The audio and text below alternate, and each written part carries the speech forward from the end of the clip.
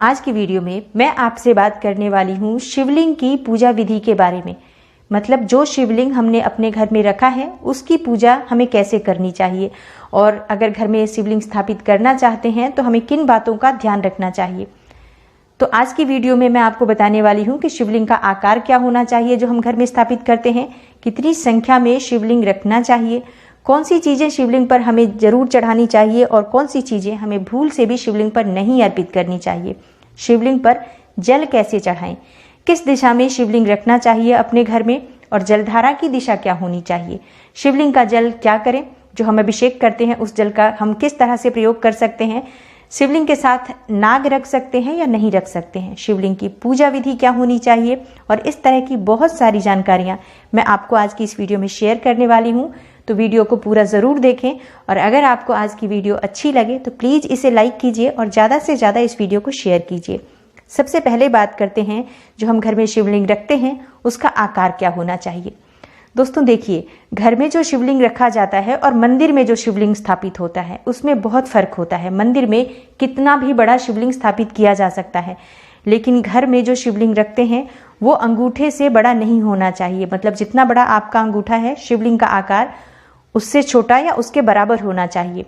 यदि आप अपने घर में कोई भी शिवलिंग स्थापित करें, जैसे पारद का शिवलिंग ऐसा बताते हैं कि सबसे श्रेष्ठ माना जाता है, नर्मदेश्वर शिवलिंग भी घर में स्थापित करने के लिए सर्वश्रेष्ठ है। धातु का शिवलिंग भी स्थापित कर सकते हैं आप, जैसे कि सोने, चांदी या पीतल से बना हुआ शिवलिंग भी पूजा के लिए प्रयोग किया जा सकता है, और स्फटिक से बना हुआ शिवलिंग भी बहुत श्रेष्ठ माना जाता है। शिवलिंग कोई भी हो आपके घर में, उसके आकार का ध्यान आपको रखना है, आपके अंगूठे से बड़ा नहीं होना चाहिए। और जब आप पूजा करते हैं आप विधिवत उसकी पूजा जरूर करें। घर के मंदिर में एक से अधिक शिवलिंग रख सकते हैं या नहीं रख सकते हैं। दोस्तों, घर के मंदिर में कभी भी एक से अधिक शिवलिंग नहीं रखना चाहिए। आप 2 या 4 की संख्या में शिवलिंग नहीं रखें, एक ही शिवलिंग रखें, उसकी विधिवत पूजा करें।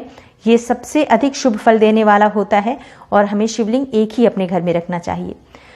अगला प्रश्न है कि कितनी संख्या में, मतलब कौन सी चीज़ें हमें शिवलिंग पर चढ़ानी चाहिए और कौन सी चीज़ें शिवलिंग पर नहीं चढ़ानी चाहिए।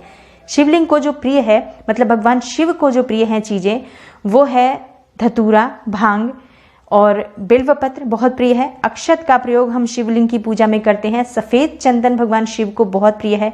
भस्म का प्रयोग किया जा सकता है भगवान शिव की पूजा में, जिनसे भगवान शिव बहुत प्रसन्न होते हैं। लेकिन भूल से भी कभी भगवान शिव को शिवलिंग पर केतकी के फूल अर्पित नहीं करने चाहिए, तुलसी के पत्ते नहीं अर्पित करने चाहिए। सिंदूर और हल्दी का प्रयोग भी भगवान शिव की पूजा में, शिवलिंग की पूजा में नहीं होता है। तो आप इन बातों का ध्यान रखें जब भी आप शिव की पूजा करते हैं। शिवलिंग पे जल कैसे अर्पित करें। देखिए, घर में जब शिवलिंग रखा जाता है तो ऐसा कहा जाता है कि शिवलिंग सूखना नहीं चाहिए, हर वक्त शिव पर जलधारा गिरती रहनी चाहिए। जैसे मंदिर में जो शिवलिंग होता है हर समय कोई ना कोई अभिषेक करता रहता है, उसमें लोग पूजा के लिए, दर्शन के लिए आते रहते हैं। लेकिन जब हम घर में शिवलिंग स्थापित करते हैं तो हमारी जिम्मेदारी बन जाती है कि हम शिवलिंग की पूरी देखभाल करें और शिवलिंग पर हर वक्त जल गिरता रहे, इसका ध्यान रखें। तो ऐसे में अगर आपने शिवलिंग रखा है तो आपको मार्केट से एक स्टैंड मिलता है, आपको वो ले लेना चाहिए और व्यवस्था करनी चाहिए कि उस स्टैंड के ऊपर आप एक तांबे का पात्र रखें, उसमें एक छोटा सा छेद कर दें और फिर पात्र में जल भर कर रखें हर समय, जिससे कि हमेशा जलधारा शिवलिंग पर गिरती रहे। तो इससे शिवलिंग का जो प्रभाव है, फल जो है पूजा का, आपको बहुत अधिक प्राप्त होगा।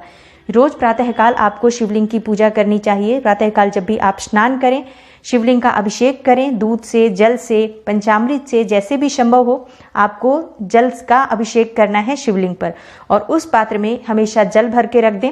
मतलब जब स्नान करें तभी जल भर दें, ताकि पूरे समय वो पानी गिरता रहे, और उस पात्र का ध्यान रखें कि हर समय उसमें जल भरा रहे। इस तरह से अगर आप शिवलिंग अपने घर में रखते हैं तो यकीन मानिए वो शिवलिंग आपके लिए बहुत शुभ फल देने वाला होता है। दोस्तों, जो आपने पात्र शिवलिंग में जो रखा हुआ है, जिस पात्र में आपने शिवलिंग रखा हुआ है, ध्यान रखें वो स्टील का पात्र नहीं होना चाहिए। आप कांसे का पात्र रखें शिवलिंग की पूजा, शिवलिंग को स्थापित करने के लिए, और हमेशा उसे साफ सुथरा रखें, इस बात का भी ध्यान रखें। अब ये प्रश्न है कि शिवलिंग का जो जल है अभिषेक का, उसका क्या करना चाहिए।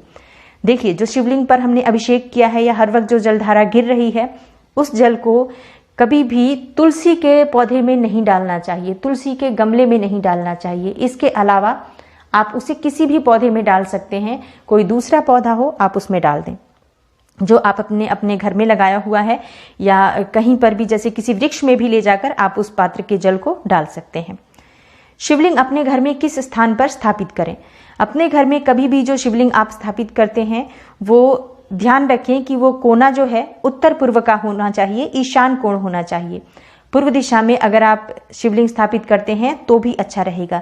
दक्षिण दिशा में कभी भी शिवलिंग स्थापित नहीं करना चाहिए, तो इस बात का ध्यान रखें।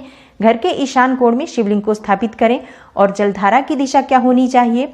दोस्तों, जलधारा की दिशा हमेशा उत्तर में होनी चाहिए, मतलब जो जल गिर रहा है, जलधारी जो है उसका जल हमेशा उत्तर दिशा की तरफ होना चाहिए, उसका मुख। इस बात का ध्यान रखें।